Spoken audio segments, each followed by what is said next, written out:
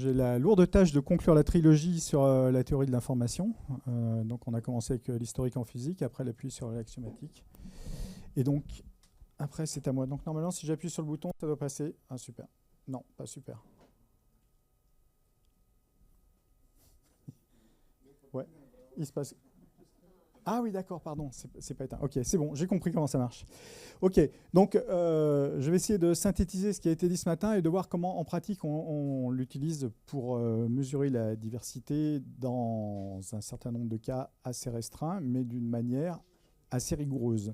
Voilà, donc l'intérêt de ce que je vais vous présenter, c'est pas de dire qu'on est capable de remplacer tous les indicateurs de biodiversité qui vont avoir une vocation synthétique et une vocation à répondre à des questions, mais plutôt de présenter des outils qui sont les bases et qui peuvent être utilisés. Tout à l'heure, on a dit un indicateur, c'est une mesure quelconque et accompagnée d'un narratif.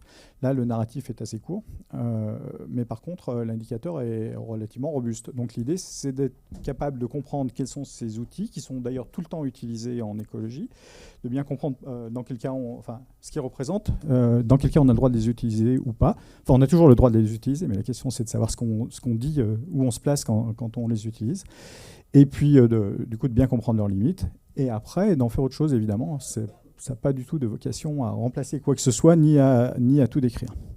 Donc, je rappelle d'où on est parti. La théorie moderne de la mesure de la biodiversité, elle est très clairement basée sur la théorie de l'information. Hein.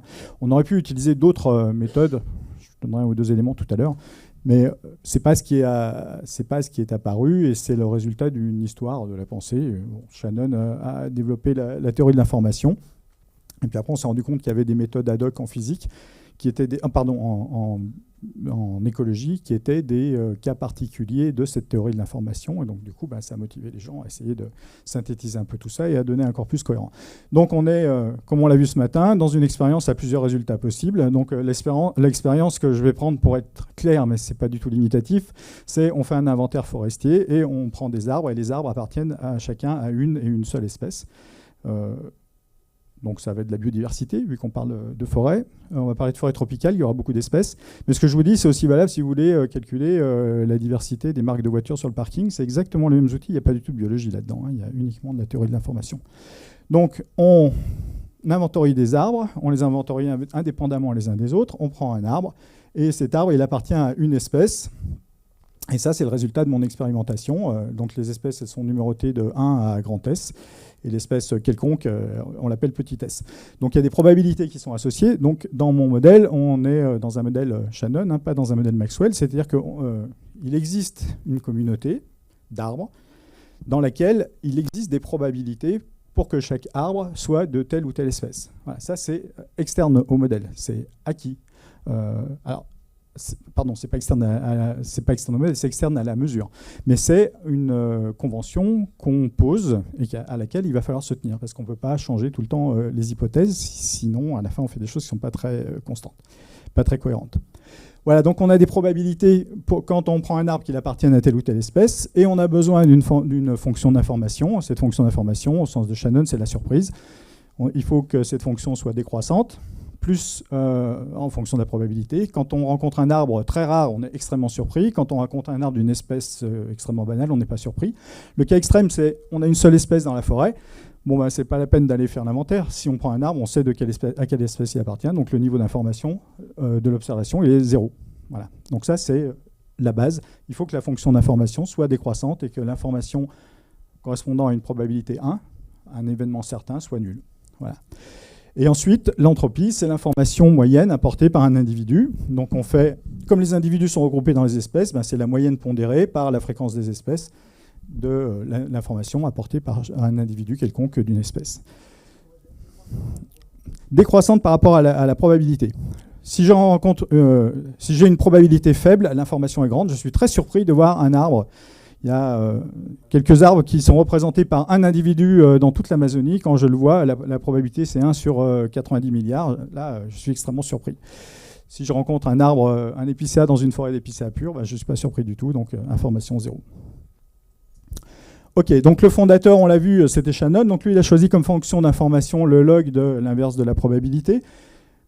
pour les raisons qui ont été données ce matin et parce que c'est la seule fonction qui a absolument toutes les propriétés dont on a envie. Je donnerai tout à l'heure une liste d'axiomes et il y a un axiome supplémentaire pour la fonction de Shannon qui n'est respecté par aucun des autres.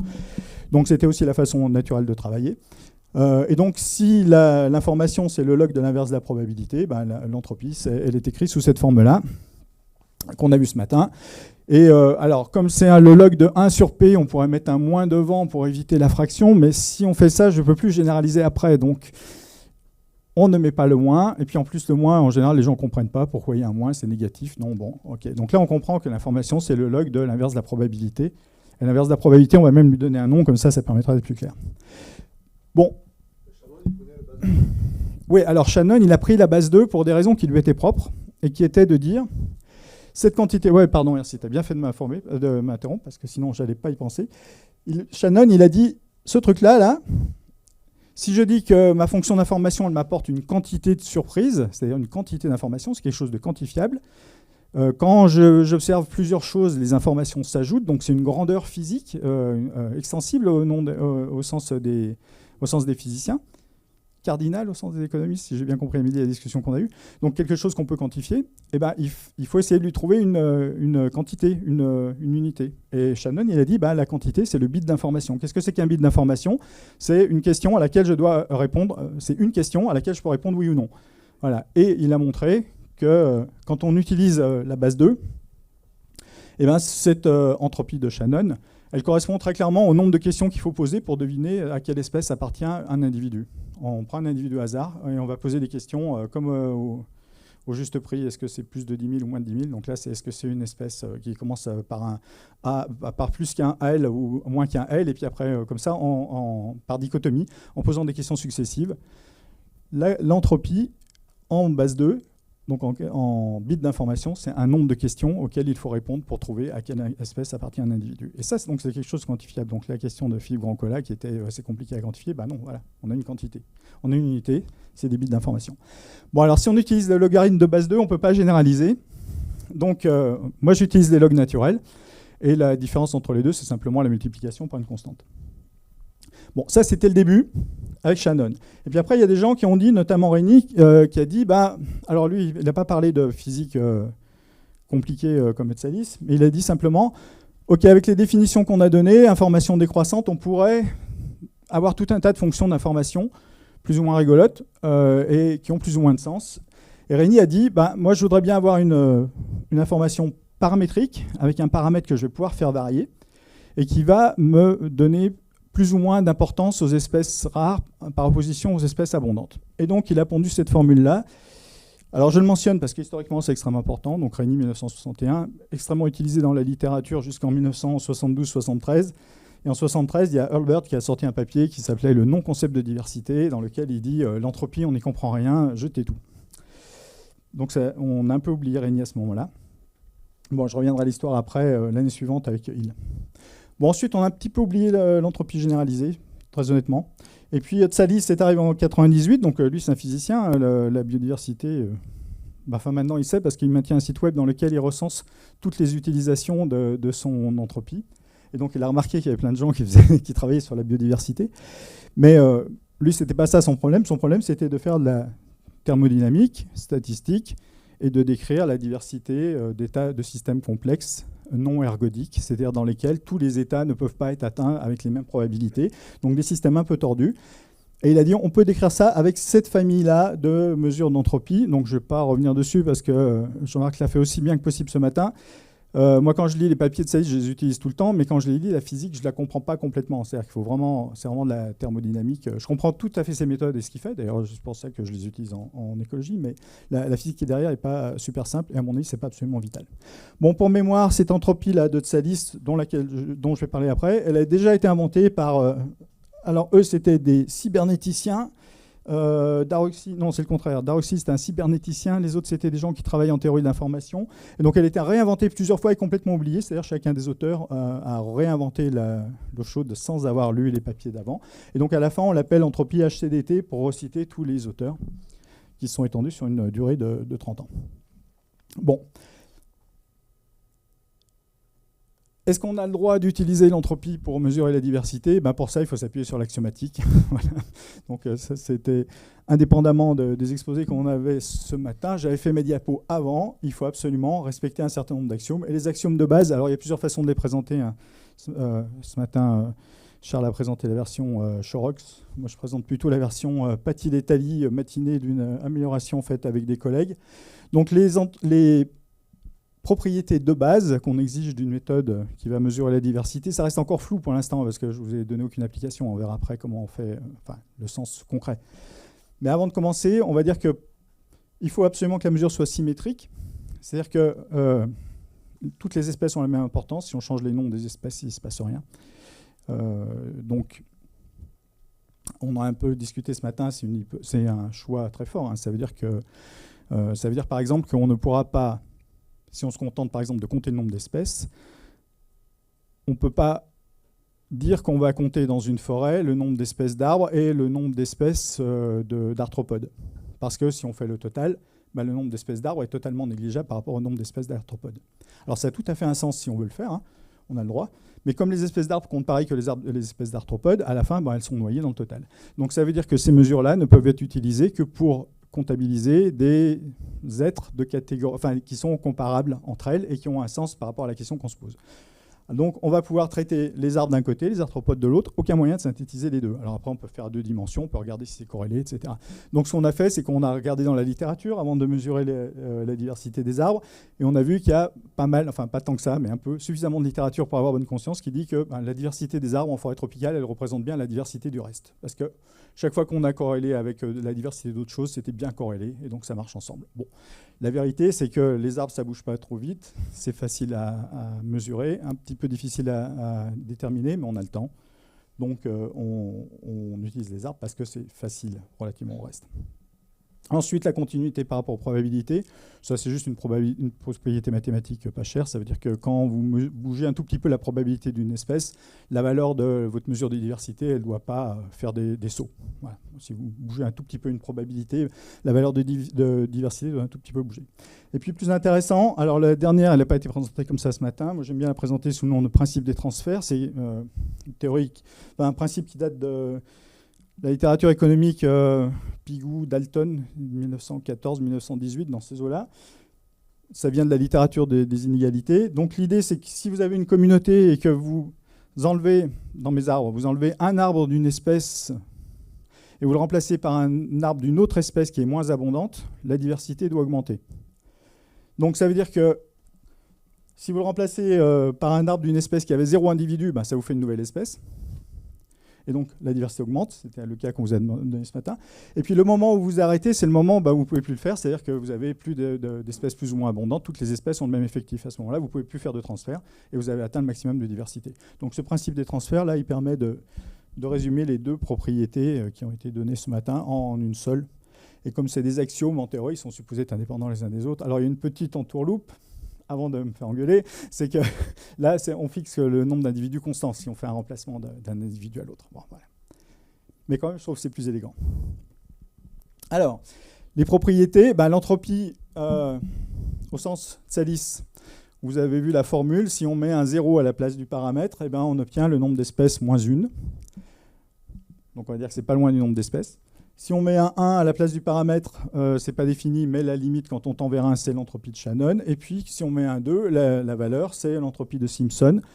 Donc, l'entropie de Simpson, pour les gens qui ne connaîtraient pas ou qui auront oublié, c'est la probabilité, on appelle ça indice de Simpson traditionnellement, la probabilité que 2 individus tirés au hasard ne soient pas de la même espèce. Donc, quand vous êtes dans une forêt tropicale, comme celle que je vais vous montrer tout à l'heure, la probabilité est de l'ordre de 0,94. Voilà, quand vous tirez 2 arbres, vous avez 94% de chances qu'ils ne soient pas de la même espèce. Donc cette entropie HCDT de Tsallis, elle respecte les axiomes et elle a comme gros avantage que 3 cas particuliers, les cas les plus simples, avec les paramètres qui valent 0, 1 et 2, ça correspond aux mesures classiques qu'on appelle traditionnellement indice de diversité, c'est-à-dire le nombre d'espèces, l'entropie de Shannon, l'entropie de Simpson. On peut montrer, je vous passe la démonstration, que ce paramètre Q, il donne plus ou moins d'importance aux espèces rares. C'est vachement important, mais c'est très difficile, c'est très long à expliquer, donc je vais vous le faire en 2 fois. Première explication, quand on compte le nombre d'espèces, si on a une espèce qui contient un seul individu sur des millions, elle compte autant que l'espèce qui contient 99% de la population. Donc, peu importe l'abondance, toutes les espèces comptent pareil. Donc, ça veut dire que les espèces rares pèsent beaucoup là-dedans. Par contre, dans Simpson, si vous regardez la formule, si vous avez une espèce rare, sa probabilité est petite, sa propriété au carré est négligeable quand on fait de la physique, et donc les espèces rares, dans Simpson, elles ne comptent pas. Bon, c'est la première façon de s'en convaincre. Je vous en montrerai une meilleure tout à l'heure. Voilà. Alors, quel est l'intérêt d'avoir généralisé tout ça? Parce que là, je viens de passer du temps à juste réinventer nombre d'espèces Shannon-Simpson, que tout le monde maîtrisait. Shannon, c'est 48, Simpson, c'est 49. Bon, donc ouais, c'est classique. Alors, l'importance de paramétriser, c'est de montrer qu'il y a une façon unique, par la quantité d'informations, la quantité de surprises, de définir la diversité. Et puis que ce paramètre-là, qui paramétrise les espèces rares, il a un sens en fonction de l'application qu'on veut utiliser. Hier, Luc nous a montré les manips dans lesquelles on montrait que la productivité augmentait en fonction du nombre d'espèces. Alors les espèces, elles étaient équiprobables. Donc du coup, ça n'avait aucune importance de choisir la valeur du paramètre parce que les résultats sont strictement identiques. Mais on a essayé d'établir en forêt naturelle, alors de façon très très compliquée, en ayant plusieurs centaines de milliers de placettes en forêt dans le monde entier, et en regardant la production locale de bois en fonction de la diversité des placettes, en essayant de corriger pour tous les effets qu'on peut considérer comme du bruit. Ça a été publié dans Science en 2016, et on a montré, quand je dis on, c'est pas moi, c'est un on, pas un nous, j'étais pas dedans. Donc ça montre, le papier montre l'augmentation de la production en fonction de la diversité. Alors quelle diversité? Là, évidemment, la diversité d'ordre 2. Pourquoi la diversité d'ordre 2? Parce que les espèces rares dans la production, elles ne sont pas nombreuses, donc on s'en fout un peu. Donc ce qui nous intéresse, c'est de connaître les espèces abondantes, c'est elles qui vont le plus produire. Et s'il y a une diversité qui a un impact, c'est probablement elles. C'était l'intuition. Après, ça ne coûtait pas cher de le tester avec les autres mesures de diversité. Et le résultat, c'est que la relation, elle est solide uniquement avec l'entropie de Simpson. Donc ce choix de prendre en compte les espèces rares ou pas, il permet de prendre des décisions. Bon, une petite acrobatie. Tsallis aussi, lui-même, a dit, il a inventé ces deux fonctions-là qui sont le logarithme déformé et l'exponentielle déformée. Donc il a dit, en gros, les écritures des entropies, elles sont un peu compliquées avec les formules. Et donc on va trouver une astuce, on va prendre le logarithme, on va le tordre. Et avec ces logarithmes déformés, on va pouvoir simplifier. Alors il n'est pas allé au bout, c'est moi qui l'ai publié, c'est un peu bizarre. On va simplifier toutes les entropies généralisées en disant, en général, de façon générale, l'entropie, quel que soit son ordre, l'entropie HCDT, quelle que soit la valeur de son paramètre Q, on peut toujours l'écrire sous la forme de la moyenne des logarithmes déformés des 1 sur P. Ah oui, attends, ça viendra après. Alors ça veut dire quoi les logs déformés? Ça veut dire ça. En abscisse, vous avez la probabilité. Donc vous avez une espèce quelconque, elle a une certaine probabilité. En ordonnée, vous avez l'information apportée par le log de 1 sur P. Alors quand vous prenez le logarithme normal, enfin naturel, il est en pointillé là. Donc vous voyez bien que quand vous avez une espèce certaine, vous n'avez pas de surprise. Et puis quand l'espèce commence à devenir rare, le niveau de la surprise, il augmente un peu. Alors vous voyez, c'est en nombre. Alors ce n'est pas des bits d'information, là, on va dire, c'est des quantités d'informations pour leur inventer une unité. Voilà. Si on prend le logarithme et qu'on le tord pour être plus surpris par les espèces rares, on obtient cette courbe noire là. Et ça, c'est le niveau de surprise quand on prend Q égale 0. Ça veut dire que pour les espèces rares, on va être beaucoup plus surpris que quand on prend l'entropie de Shannon. Et à ce moment-là, toutes les espèces vont compter pareil parce que le fait qu'elles soient rares va être compensé par le fait qu'on est plus surpris. Et à la fin, quand on va faire la somme de toutes les informations, on va finir par tomber sur le nombre d'espèces. Et puis si par contre, les espèces rares, on veut les négliger, on détord le log et on le détord tellement qu'il est droit. Alors si ça vous intéresse, on peut même le tordre à l'envers, c'est rigolo. Et à ce moment-là, on va être encore moins surpris. On va être d'autant plus surpris qu'une espèce rare. Bon, on ne va pas jusque-là, mais là, on détord le log pour qu'il soit droit. Et à ce moment-là, les espèces rares, le niveau de surprise qu'elles apportent, il est faible. Et comme elles sont rares, ça ne compte pas, quoi. Voilà. Donc, on a simplement, on va dire que c'est une façon élégante de l'écrire. Et on simplifie, on obtient une seule formule. Et comme on a une seule formule, on résume. Donc mes étudiants, je leur fais apprendre ça tous les soirs avant d'aller dormir. Donc l'inverse de la probabilité, il faut lui donner un nom. Alors on va l'appeler la rareté. Donc la rareté, c'est l'inverse de la probabilité. L'information, c'est le log de la rareté. Et l'entropie, c'est l'espérance de l'information. Et il manque le 4e tome, mais qui va arriver juste après. Alors pourquoi espérance? Alors c'est la moyenne empirique si on a des données. Mais n'oubliez pas qu'on est dans un cadre dans lequel on suppose qu'il existe une communauté dans laquelle il existe des probabilités. Et que ce truc-là, ce n'est pas ce qu'on observe sur le terrain, c'est juste une réalisation de ce modèle. Mais on part du principe qu'il existe une communauté abstraite, modélisée, qui correspond, qu'on va caractériser. Alors, 1973, c'est Hill. Donc, comme l'année d'avant, il y avait eu le papier de Hurlburt qui disait tout ça, c'est bien compliqué. Alors, ils n'avaient pas utilisé les notations astucieuses qu'on a vues avant, et donc c'était un peu compliqué à comprendre. Donc, Hurlburt avait dit on n'y comprend rien. Hill a dit OK, moi je vais rendre ça intuitif. Et donc, ce qu'on va faire, c'est transformer cette entropie en quelque chose de tangible, qu'il a appelé les nombres effectifs d'espèces. Alors, il s'est inspiré de Wright en 1931, qui était un généticien qui travaillait sur les tailles de population effectives. C'est-à-dire qu'on a une population avec une distribution compliquée, on essaye de transformer tout ça en un nombre de couples efficaces pour la reproduction. Là, c'est la même idée. Donc, on va calculer quel est le nombre d'espèces équiprobables qui a la même entropie que les données. Et ça s'appelle un nombre de Hill. Enfin, lui, il ne l'a pas appelé comme ça, évidemment. C'est un nombre effectif d'espèces. En anglais, on dit aussi number equivalent, qui souvent est mal traduit. Et number equivalent, ça ne veut pas dire nombre équivalent, ça veut dire équivalent à un nombre. C'est-à-dire c'est une valeur qui est équivalente à un nombre d'espèces. Donc le nombre d'espèces équiprobables qui a la même entropie que les données. Alors pour la diversité d'ordre 0, c'est la même chose. Enfin, l'entropie, c'est le nombre d'espèces plus 1. Donc du coup, la diversité, c'est l'entropie plus 1. Voilà. Pour Simpson, on l'a vu ce matin, c'est son exponentielle. Le nombre d'espèces équiprobables qui a la même entropie que... Pardon, pour Shannon, excusez-moi. Pour Shannon, c'est son exponentielle.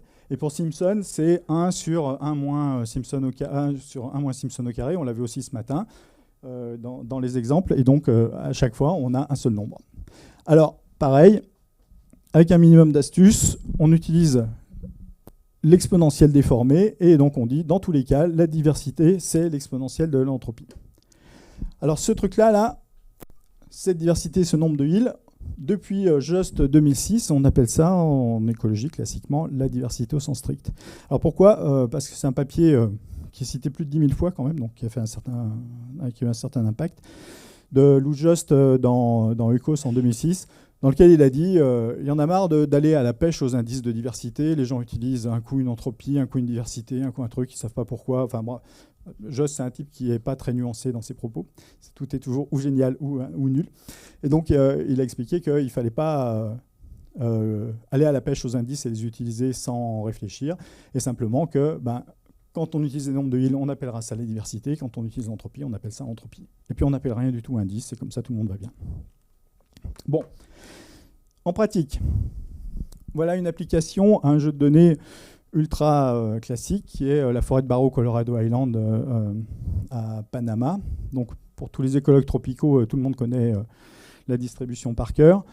Donc c'est une forêt qui est sur une île du canal de Panama. On a 50 hectares. C'est 50 parcelles d'un hectare dans lesquelles tous les arbres ont été mesurés. Alors ils ont été mesurés plein de fois de façon différente. Donc là, les données que je prends, c'est des données qui sont disponibles dans R, dans un package qui s'appelle Vegan, qui est le package utilisé par les écologues végétaux. Et donc les données sont accessibles par tout le monde. Donc je vous les représente sous la forme d'un diagramme rang abondance, qui est à mon avis la bonne façon de commencer quand on regarde une distribution d'abondance d'espèces. Donc diagramme en abondance, on appelle ça aussi un diagramme de Whittaker. Donc on classe les espèces de la plus abondante à la moins abondante, ça c'est l'abscisse, et en ordonnée on donne l'abondance, le nombre d'individus, et on met ça en log, parce qu'évidemment les ordres de grandeur sont très différents. Donc là les deux espèces les plus fréquentes, là elles ont quelque chose comme 2000 ou 3000 individus, et puis vous voyez ça plonge, et puis à la fin on se retrouve avec 19 espèces. Alors il y a un point par espèce, donc là on a du mal à voir qu'il y en a 19, mais bon, je le sais parce que... J'utilise ce jeu de données-là tout le temps. Donc, il y a 19 espèces qui sont représentées par un seul individu. Voilà, donc on a une distribution qui ressemble à une distribution log normale, on le sait pour des raisons théoriques. Et on aurait pu décider, par exemple, quand on a fait des mesures de diversité, de dire, à partir du moment où on a une distribution dont on connaît la forme, on pourrait prendre les paramètres dans la forme mathématique de cette distribution qui décrivent la variabilité. Et donc on aurait pu dire, alors si ce que je dis c'est un peu du chinois, c'est pas très très grave, pour ceux qui connaissent les distributions mathématiques, ben, on aurait pu dire, cette distribution est log normale, l'important c'est sa variance. Hop, et on décrit la diversité par la variance. On aurait pu faire ça, mais c'est pas ce qu'on a fait.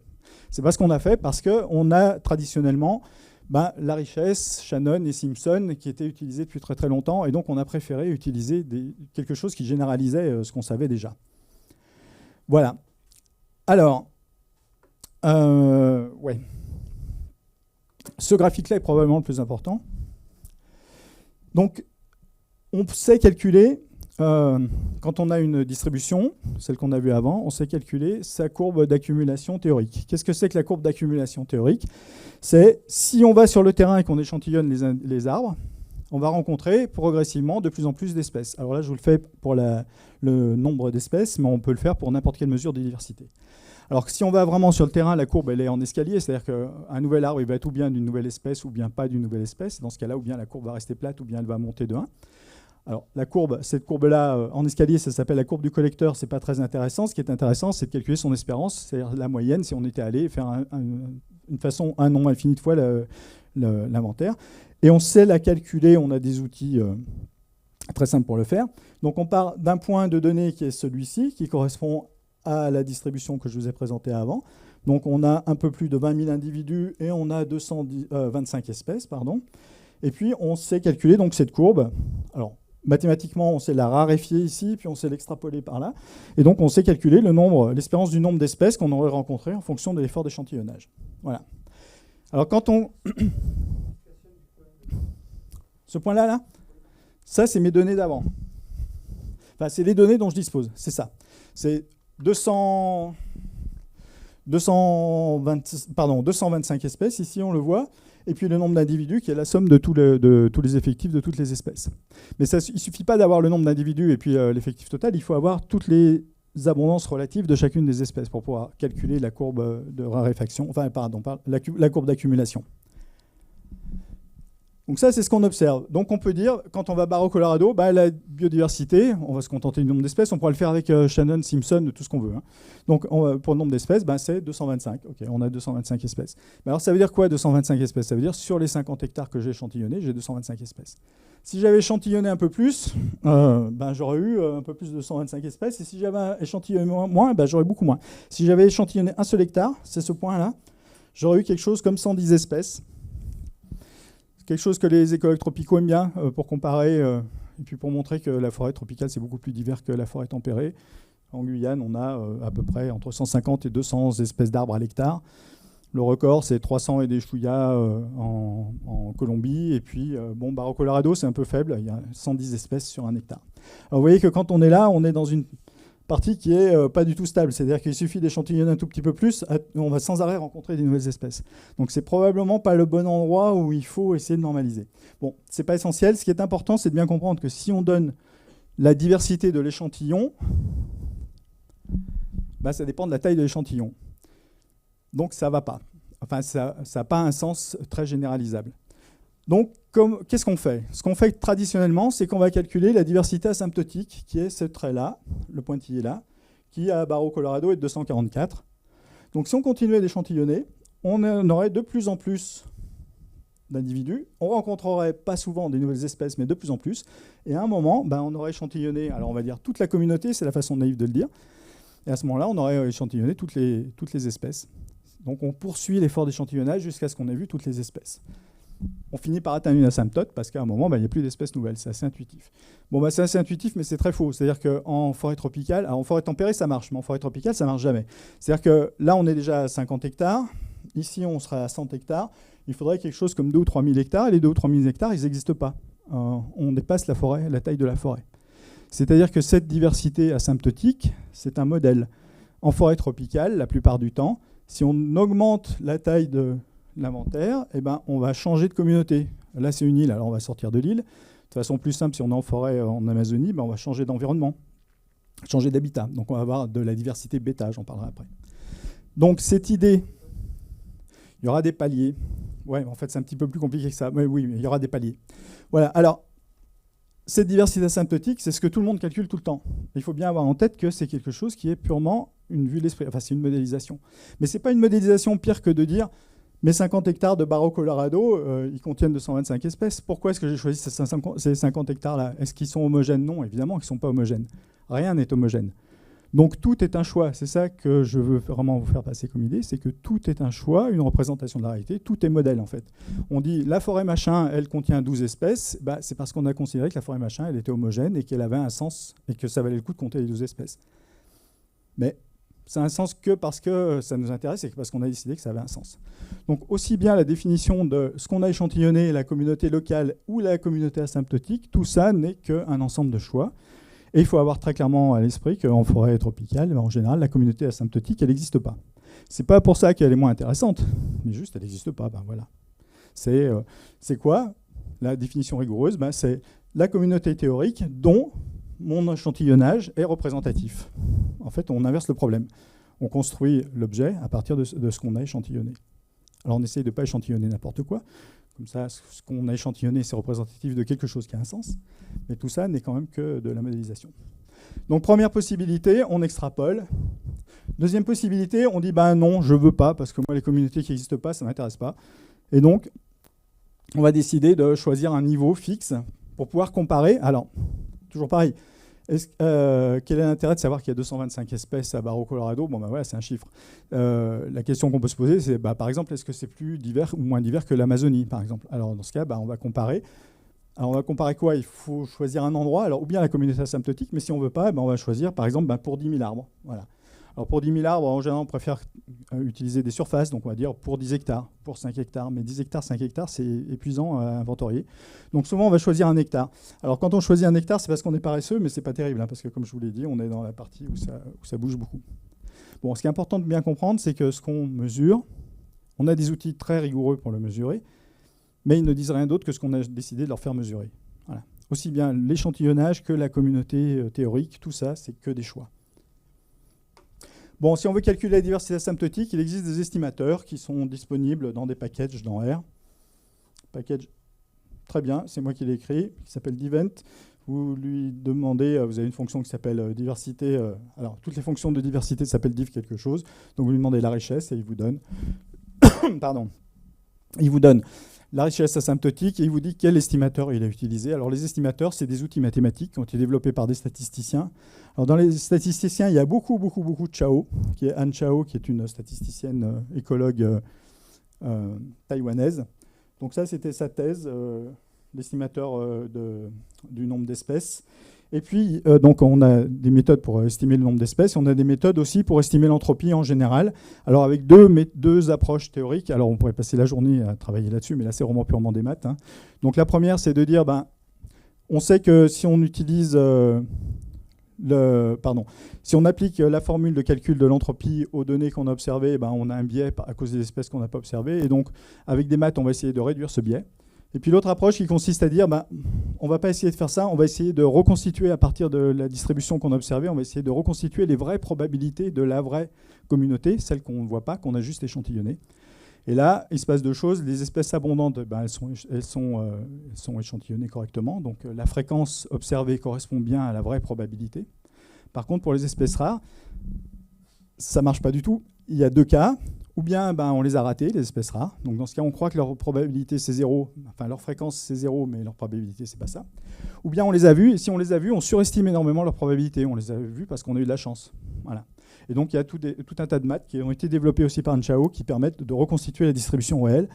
Et donc ici, c'est cet estimateur-là, c'est cette méthode qui est utilisée et qui dit la diversité d'ordre 1 au sens de Shannon à Barro Colorado, c'est 72 espèces équivalentes, c'est-à-dire 72 espèces de même probabilité aurait la même entropie de Shannon que la communauté asymptotique de Barro Colorado.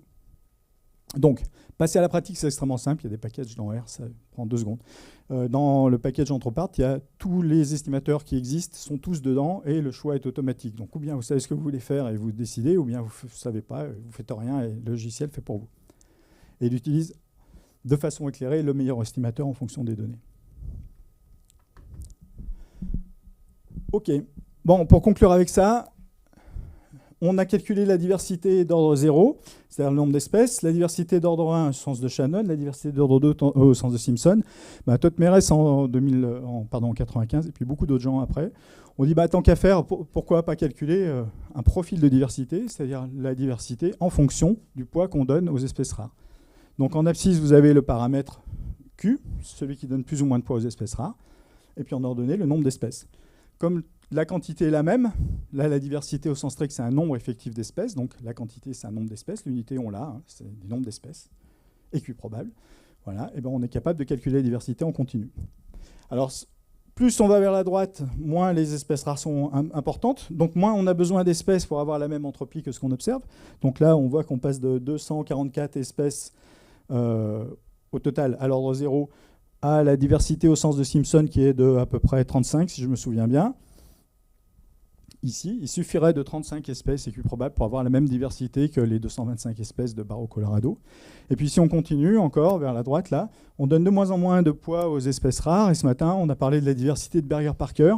La diversité de Berger-Parker, c'est la diversité d'ordre infini. C'est-à-dire qu'on considère que toutes les espèces sont rares, sauf une. On n'en garde plus qu'une, toutes les autres sont rares. Et donc, à ce moment-là, la diversité au sens de Berger-Parker, c'est la rareté de l'espèce la plus abondante. Donc l'inverse de sa probabilité. Voilà, donc ici, ça serait quelque chose comme 25. Donc on peut poursuivre tant qu'on veut. On peut aussi aller dans les négatifs. Donc dans ce cas-là, on a un truc complètement pas du tout intuitif, où on va donner un poids de plus en plus grand aux espèces, un poids d'autant plus grand aux espèces qu'elles sont plus rares. Et alors là, il faut se faire un peu des nœuds au cerveau pour essayer de comprendre le sens de ce truc-là. Si on accepte de se faire des nœuds au cerveau, on y arrive. Mais vu que ce n'est pas du tout intuitif, en fait, on ne l'utilise jamais. Bon. On a un problème là-dedans, c'est l'axiome de symétrie. Toutes les espèces se valent. Alors, on a envie de dire que les espèces, elles ne sont pas toutes pareilles. Alors, toutes pareilles, ça veut dire qu'elles ne sont pas pareilles. Donc, la bonne façon de dire toutes pareilles, c'est toutes équidistantes les unes aux autres. C'est-à-dire que la différence entre deux espèces est toujours la même. C'est ce qu'on a fait depuis le début, c'est l'axiome de symétrie. Alors, si on veut permettre à des espèces d'être plus ou moins proches les unes des autres, on peut les placer dans un dendrogramme. Donc, ce dendrogramme, ça peut être une taxonomie, ou ça peut être une phylogénie. Alors dans l'idéal, le dendrogramme, c'est une phylogénie datée des espèces dans laquelle vous avez tout en haut l'ancêtre commun, et puis la hauteur des nœuds correspond aux différents âges de la spéciation. Bon, évidemment, on dispose rarement de ça, mais avec n'importe quel type de dendrogramme, on est capable de calculer une diversité qui ne respecte pas l'axiome de symétrie, et qu'on appelle la diversité phylogénétique. Cette diversité phylogénétique, comment est-ce qu'elle fonctionne? Ça prend 2 secondes à vous expliquer, puis après, je n'ai pas de temps pour aller plus dans les détails, mais c'est simplement pour vous dire que c'est très simple à appliquer. Ce qu'on va faire, c'est qu'on va calculer l'entropie, c'est-à-dire l'information moyenne, non seulement entre les espèces, mais au cours du temps. Donc on va découper notre arbre en autant de périodes qu'il y a d'événements de spéciation. Donc mon exemple ici, il y en a 3. T1, c'est la période actuelle, on a 5 espèces. À T2, on en avait seulement 3, parce qu'ici, les 3 ont un ancêtre commun. Donc les abondances, ici, c'est celle des espèces actuelles, et puis l'abondance de cette espèce-là, c'est la somme des 3. Et puis après, on va remonter à T3, on n'a plus que des espèces, et puis au-delà, on n'a plus qu'une seule espèce, donc l'entropie est nulle. Donc on va calculer l'information moyenne, non seulement entre les espèces, mais au cours du temps. Et ça s'appelle l'entropie phylogénétique. Et ça permet de régler beaucoup des questions qu'on se pose sur les questions d'absence de symétrie. Donc l'entropie, c'est l'information moyenne au cours du temps, et la diversité, c'est toujours son exponentielle. Facile, rien ne change. Et donc la diversité, à ce moment-là, c'est quoi? C'est le nombre d'espèces équiprobables qui auraient toutes un ancêtre commun unique, dont elles descendraient toutes directement. Donc ça, c'est la diversité phylogénétique. Et puis pour la diversité fonctionnelle, non, tu remontes au moment où tu as un seul ancêtre dans le choix arbitraire que tu fais dans ta phylogénie. Au-delà, il y a une seule espèce là. Et donc quand il y a une seule espèce, l'entropie est nulle. Oui, mais à partir du moment où on n'a plus qu'un seul ancêtre commun, l'entropie est nulle, donc il n'y a plus de diversité. Donc on fait la moyenne que sur la partie où l'entropie n'est pas nulle. Voilà, donc c'est une extension directe et qui permet, alors quand on fait de la diversité phylogénétique, de traiter pas mal de problèmes. Par exemple, si vous avez 2 espèces qui sont apparues très très récemment, donc vous n'êtes pas très bien sûr qu'elles soient différentes l'une de l'autre, vu qu'elles sont très très proches en hauteur, là, et qu'on va faire la moyenne de la diversité au cours du temps, sur la petite période où elles sont un petit peu différentes, c'est pareil que s'il n'y en avait qu'une. Donc ça permet de régler le problème d'incertitude sur la délimitation des espèces, ça permet de prendre en compte la différence entre les espèces, ça permet de faire des tas de choses. Ça, c'est quand les espèces sont placées dans un arbre phylogénétique. Si on définit 5 minutes. Ah, pardon. Oui, alors FAIF, c'est la diversité phylogénétique d'ordre 0. C'est l'équivalent de la richesse. Donc FAIF, il ne fait que compter la longueur des branches. Ça, c'est la PD de FAIF, FD de Gaston et Petchet 10 ans plus tard. Il compte que la longueur des branches, c'est la diversité phylogénétique d'ordre 0, c'est analogue à la richesse. C'est pareil que le nombre d'espèces, mais c'est le nombre d'espèces daté. Mais tout ce que je vous ai dit avant, d'ordre 1, d'ordre 2, etc., pour les gens qui connaissent Rao, etc., tout ça, c'est que des cas particuliers de ce dont je suis en train de vous parler. Mais bon, j'ai pas ni l'envie, c'est pas important d'entrer dans les détails là. Voilà. Donc l'entropie, c'est toujours l'information moyenne au cours du temps, et la diversité, c'est toujours son exponentielle. Voilà. Alors je ne parle pas de diversité fonctionnelle. Qu'est-ce que c'est que la diversité fonctionnelle? C'est une diversité dans laquelle on va considérer que les espèces ne sont pas placées dans un arbre, c'est-à-dire les distances, elles ne sont pas définies comme étant l'âge au plus proche ancêtre commun, elles ne sont pas définies dans un arbre phylogénétique, mais les distances sont définies dans un espace euclidien, c'est-à-dire qu'on place les espèces dans un nuage de points multidimensionnel qu'on a défini à partir des traits de mesure ou de ce qu'on veut. Et à ce moment-là, on va utiliser d'autres métriques qui sont des métriques de diversité fonctionnelle, mais comme on a Sébastien Villéger après, je lui laisse le travail, c'est un peu lui le spécialiste de ça. Voilà. Et donc il y a une extension directe. Il va vous présenter d'autres méthodes qui sont des méthodes non anthropiques, mais il y a une extension directe de l'entropie dont il va peut-être vous parler, qui permet de prendre en compte le fait que des espèces soient plus ou moins proches dans un espace qui n'est pas un arbre fonctionnel. Donc si je résume, on a la diversité neutre, on l'appelle souvent taxonomique, dans laquelle toutes les espèces se valent. Voilà. Axiome de symétrie. On a la diversité phylogénétique dans laquelle les espèces sont placées dans un arbre, dans un dendrogramme phylogénétique. Donc il y a une distance plus ou moins grande entre les espèces. Et puis on a la diversité fonctionnelle dans laquelle les espèces ont aussi des distances entre elles, mais elles ne sont pas placées dans un arbre. Et ça, je laisse à Sébastien la charge de vous en parler. Bon, le dernier point, qui va être rapide, c'est la question de la décomposition de la diversité. Donc, vu par Shannon, la décomposition de l'entropie, c'est une propriété importante. Et on dit que l'entropie de Shannon est additive. Et cette propriété-là n'est respectée que par l'entropie de Shannon. Bon, les écologues ne s'y sont pas pris comme ça. Ils sont entrés par l'écologie. Donc, Whittaker, en 1960, a fait un papier très célèbre, un très grand papier, une monographie sur des collines de l'Oregon, si je me souviens bien, et dans laquelle il compte le nombre d'espèces. Alors, il ne s'intéresse qu'au nombre d'espèces, mais ce dont il a parlé peut être étendu immédiatement à la diversité. Donc, il considère qu'il y a différents habitats. Alors, je ne suis pas très sûr qu'il les ait appelés comme ça, mais on va faire comme ça. Il y a différents habitats dans ces collines de l'Oregon, avec chacun sa propre communauté, avec ses espèces propres. Et donc, il va regarder le nombre d'espèces dans les prairies, dans les forêts, dans ce qu'on veut. Et puis après, il va regarder la diversité totale de toute sa région. Et puis, il dit, il doit y avoir un lien entre les deux. Enfin, il faut un peu organiser ça. Et donc, il dit, la diversité locale, donc la diversité moyenne des communautés, le nombre d'espèces, je compte la forêt, la prairie, et puis la toundra à côté, je fais le nombre moyen d'espèces. Ça, je l'appelle diversité alpha, en hommage au alpha de Fisher, qui est une autre histoire, dont on ne parlera pas aujourd'hui. Et puis, il dit, je vais monter d'un niveau, je vais tout regrouper, je vais mélanger toutes mes données, je ne fais plus de distinction, et ça, j'appelle ça la diversité gamma. C'est le nombre d'espèces totales sur ma région. Nombre d'espèces totales. Et puis il dit, je vais définir la diversité bêta, qui est le rapport entre les deux, gamma sur alpha. Voilà. Et là, tout allait bien. Et puis est arrivé Land en 1996 qui a dit, non, moi je veux que la diversité bêta, ça soit la différence entre alpha et gamma. Et donc après, aux alentours de 2010, les écologues se sont étripés pour savoir comment il fallait définir la diversité bêta. Il y a eu un numéro spécial d'écologie entier consacré à ça. Et puis un papier synthétique à la fin de Han Chao à nouveau qui a clos le débat. Alors c'est plus simple si on montre un exemple. Ouais, je vous passe la définition précise.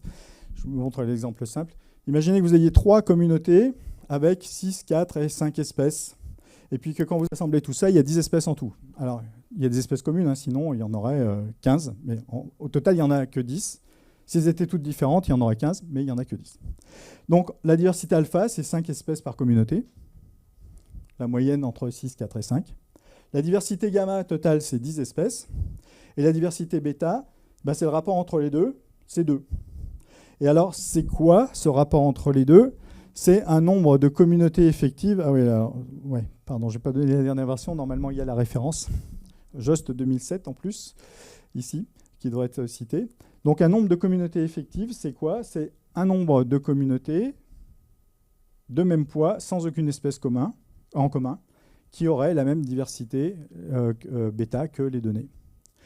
Donc, si je résume ma description de ma communauté et puis de l'assemblage qu'on appelle la métacommunauté, l'ensemble, j'ai au total 10 espèces qu'on peut décomposer sous la forme de 5 espèces par communauté en moyenne, multipliées par 2 communautés effectives, qui est le rapport entre les deux. Ces 2 communautés effectives, c'est comme si j'avais d'un côté une première communauté avec 5 espèces, de l'autre une autre avec 5 espèces, et au total, j'en aurai 10.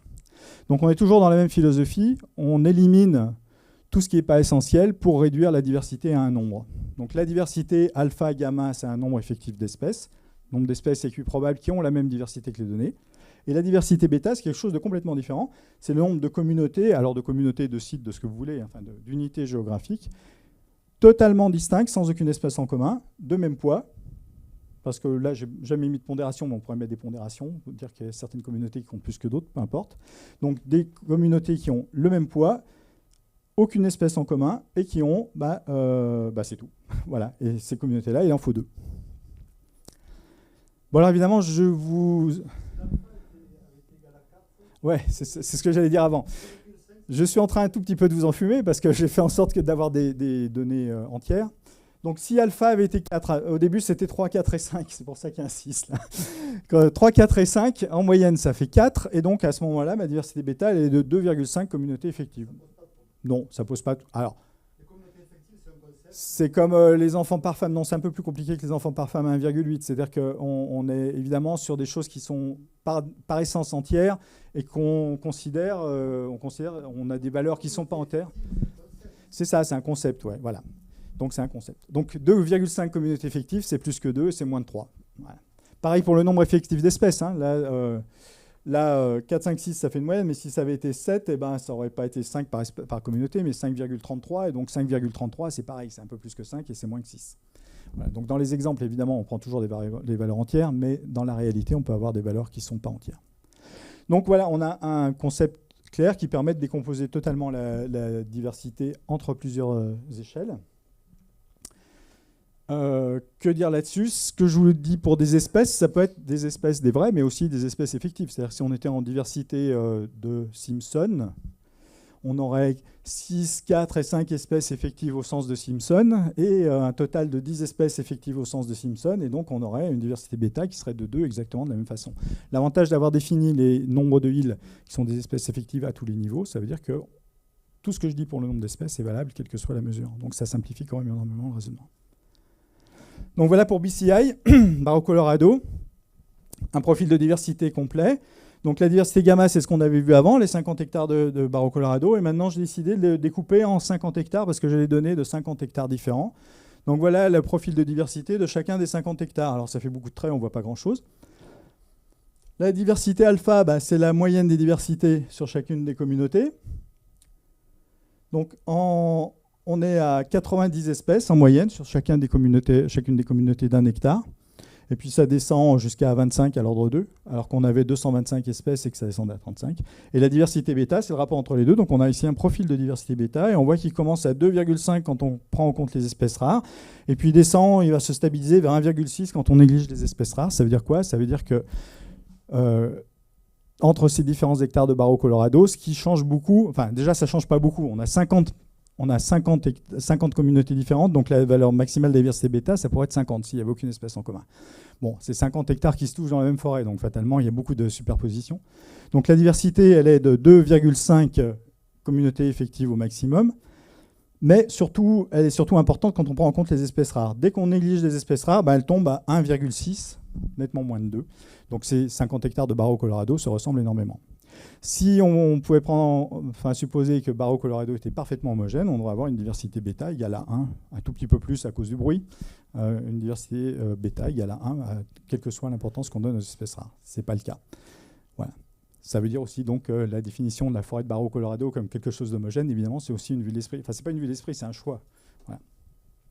Donc on boucle avec ce que j'ai dit avant.